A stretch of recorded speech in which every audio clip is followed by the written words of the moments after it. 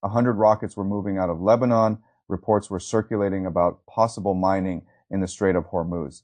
And in the middle of all of it, Washington was still talking as if the central question was whether it could find an off-ramp without looking weak. That is already too late.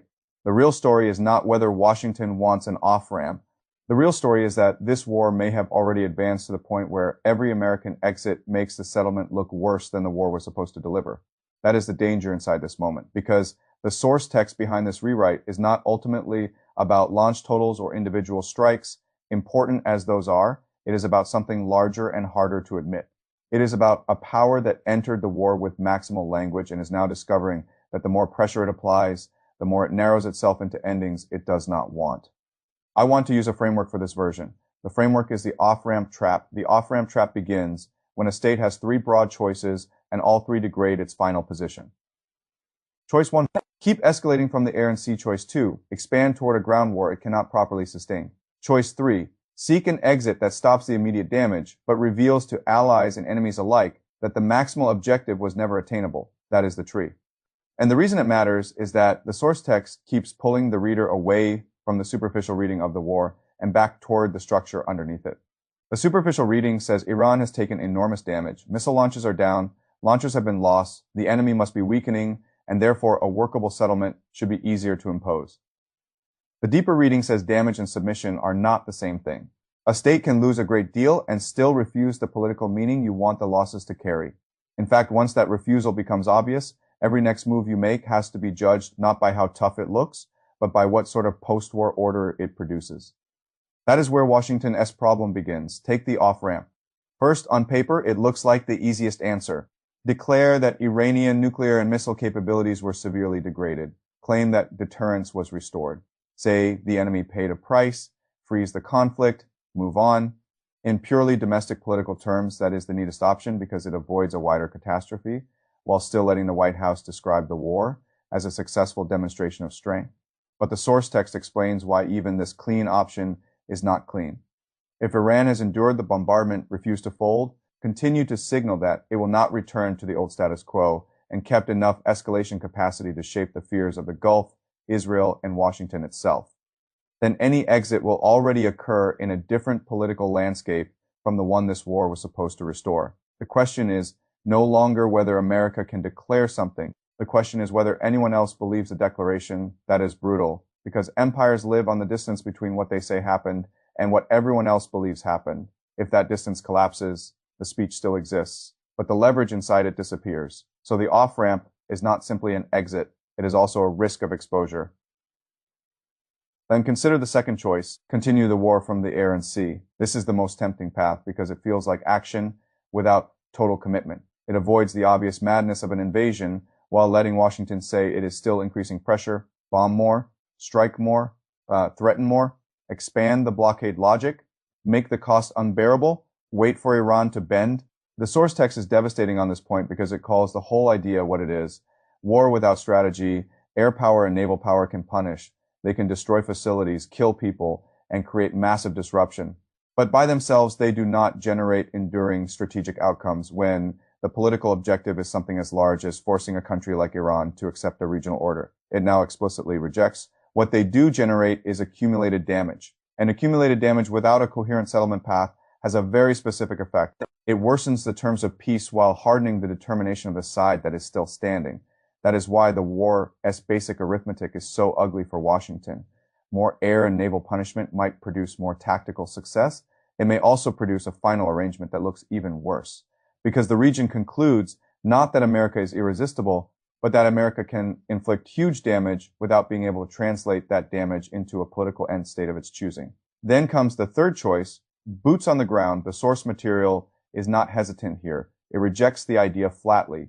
And the reason is not only that a ground invasion would be costly, it is that the entire operating environment has changed in a way too many policymakers still refuse to internalize.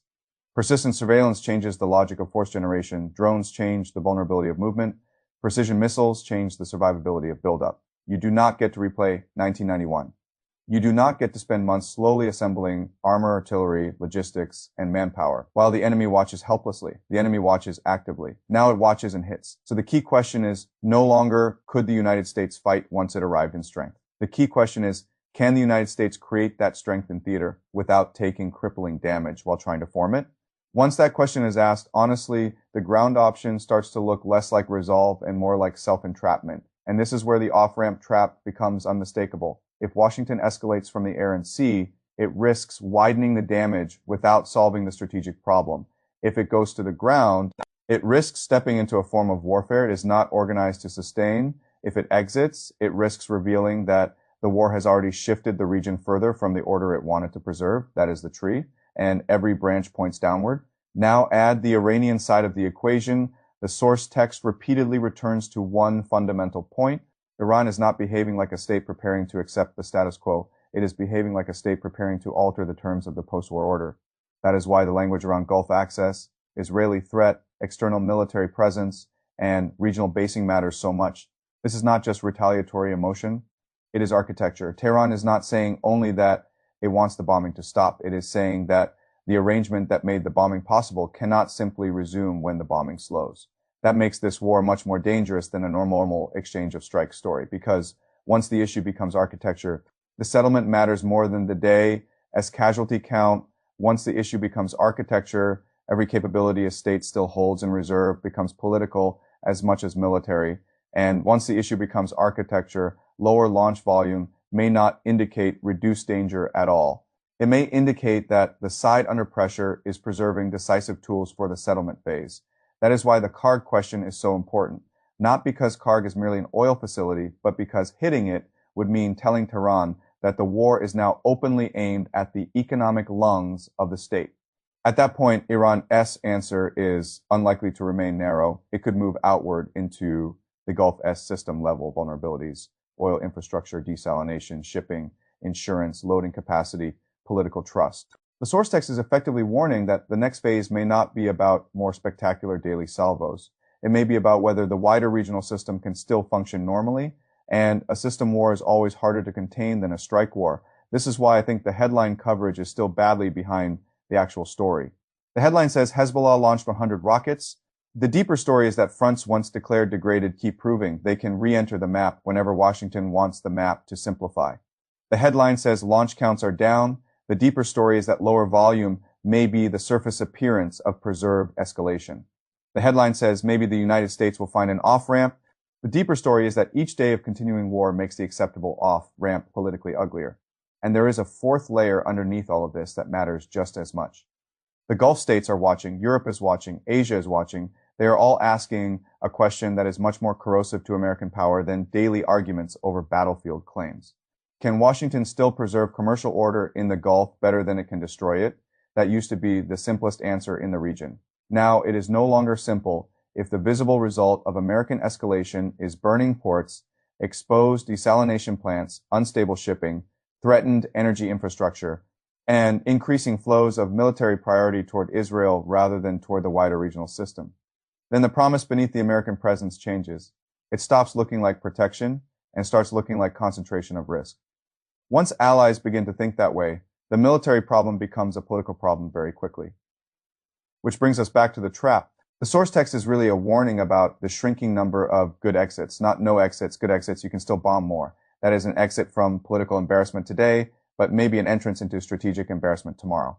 You can still talk about the ground. That is an exit from looking hesitant today, but maybe an entrance into military disaster tomorrow. You can still search for a settlement. That is an exit from immediate escalation today, but maybe an entrance into a post-war order that reveals how much of the original war aim had to be abandoned. That is why the war feels so dangerous right now. Not simply because rockets are flying or because the strait may be mined or because Gulf infrastructure is exposed. It feels dangerous because the structure of decision has degraded.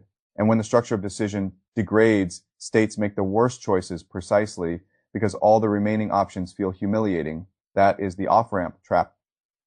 Once inside it, leaders do not ask what produces the best outcome. They start asking what avoids the worst appearance right now.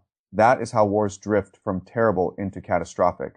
So if you want one sentence to hold on to from this entire story, it is this. The war is no longer being decided by who can strike harder today.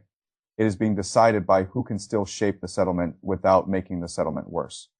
And that is the question now hanging over Washington, because the most alarming possibility is not that Iran has no way out. It is that America may be discovering it's safe, it's too late,